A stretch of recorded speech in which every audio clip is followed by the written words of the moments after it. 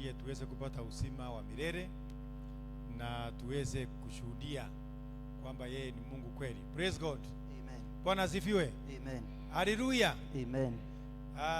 Ingawa tuko wachache na hiyo ni kawaida sana wale ambao tumekaa na hapa miaka yote hiyo, we know that during the holidays, especially long holidays like this, our people wanaenda nyumbani to see their parents, tena hata shule zimefungwa, so it is we understand, tunajua kwamba next week kanisa itakuwa imejaa.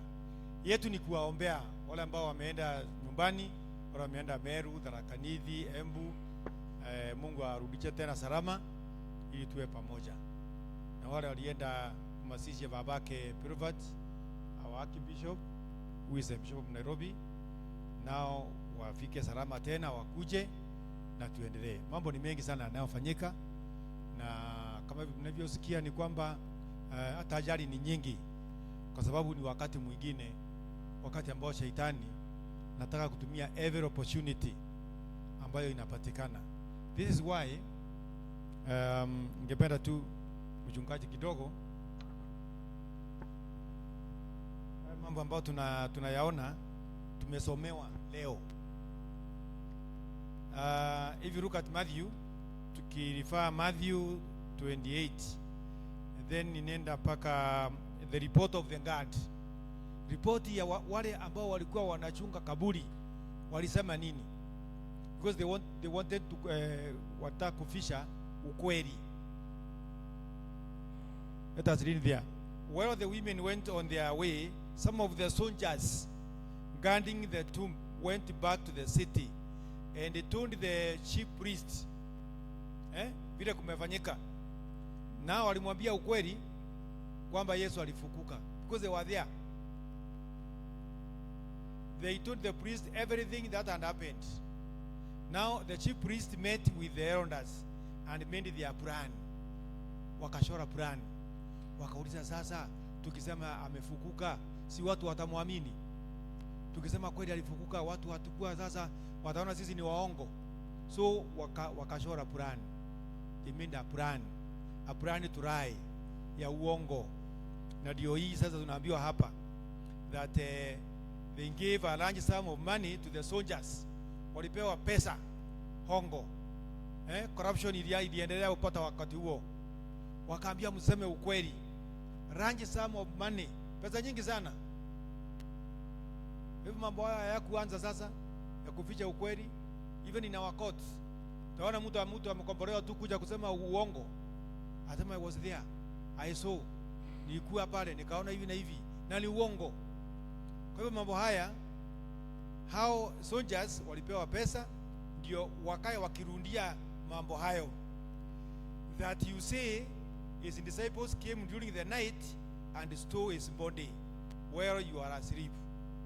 How can the soldiers be asleep? Na wanachunga mtu muhimu sana ambaye walikuwa wameahidiwa kwamba atafufuka. Kwa hivyo waendelee kusema hivyo kwamba aliibiwa, hakufufuka. And then you see the guard took the money and did what they were told. Now we are told that, and so that is the report repeated and spread around the Jews even to this very day. Itani ashindwe. Kwa hivyo kuna watu ambao wanaficha uongo.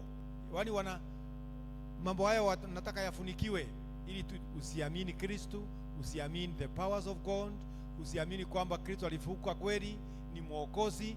Wanaficha mambo hayo ndio isijulikane. Mpaka leo Jews na wale watu wengine na wale wa dini zingine, wale hawaamini Kristo, wanasema tu kwamba alikuwa ni nabii wa kawaida, na kwamba alipokufa basi wale wafuasi wake walikuja wakaiva mwili wakaenda, kwa hivyo hakufufuka siku ya tatu.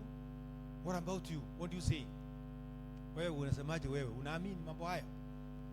Basi that is why tunasema creed, Apostles' Creed every day. Nasema tunaamini vile alisaliwa, tunaamini alichikwa akateswa, tunaamini kwamba alifufuka, na tuendelee kuamini hivyo. That is our strength, that's our faith. Tuendelee kuamini hivyo. one scholar mmoja wa Muislamu tulikutana na yeye, kaanza kuongea mambo haya. Akaniambia hakuna, Kristo alikuwa nabii wa kawaida tu kama wale wengine. Kwa hivyo hara ndiye Mungu peke yake tu, peke yake, hakuna mwingine. Nikamuuliza, my friend, hebu niambie, when the book of Genesis, kwa sababu hata Qur'an iko pale, when God said let us create a human being in our image, walikuwa na nani? Because he said let us, walikuwa na nani? Hakuweza kuniambia, isipokuwa nikutaka kufunikia. During the time of Sodom and Gomorrah, who destroyed Sodom and Gomorrah? Because again, I read in Germany, when I was in Germany, I asked why do we judge other people? Why do you judge people? Give people freedom. Let them do what they want to do. Kufunikia mambo ya Kristo mwenyewe. Sasa ndio nikamuuliza, madam, do you believe in the Holy Trinity? Yes. Now, if you believe in the Holy Trinity, then who destroyed Sodom and Gomorrah? Because it is God in 3 in 1. Ndio inaitwa Holy Trinity. So mambo mengine ambayo watu wengine wanafunikia yalianza hapa, kwamba Kristo hakufufuka, ati Kristo mwili wake uliibiwa. Na sisi tunasema tunaamini kwamba alifufuka na sasa ako hai, na kwa hivyo tunatarajia uzima wa milele. God bless you.